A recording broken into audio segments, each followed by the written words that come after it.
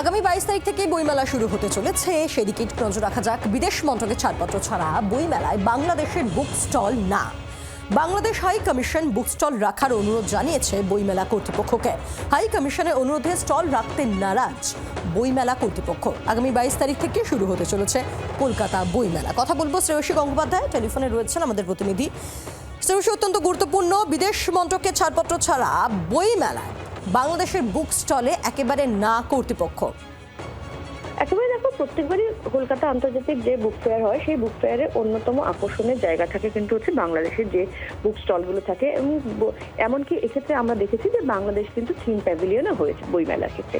কিন্তু এক্ষেত্রে এবছর যে পরিস্থিতি তৈরি হয়ে রয়েছে সেই পরিস্থিতির নিরিখে কিন্তু বইমেলা কর্তৃপক্ষ তারা যেটা সিদ্ধান্ত নিয়েছেন যে এক্ষেত্রে ভারত সরকারের অর্থাৎ নির্দিষ্টভাবে বিদেশ মন্ত্রকের ছাড়পত্র ছাড়া বাংলাদেশের কোনো স্টলকে কিন্তু বুক ফেয়ারের যে প্রাঙ্গণ সেই প্রাঙ্গণে কোনো স্টলকে রাখা হবে না।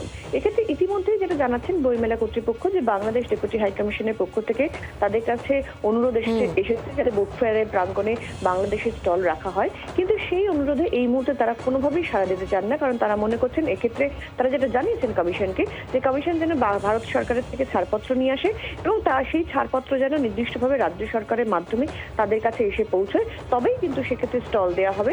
নয়তো কিন্তু কোনোভাবেই বাংলাদেশে কোনো প্রকাশক বা পুস্তক বিক্রেতা কাউকে কিন্তু কোনো স্টল দেওয়া হবে না। অর্থাৎ ওই রাজ্যের বাংলাদেশের আজ এবার আমাদের কলকাতার বই মেলাতে। ধন্যবাদ তোমাকে।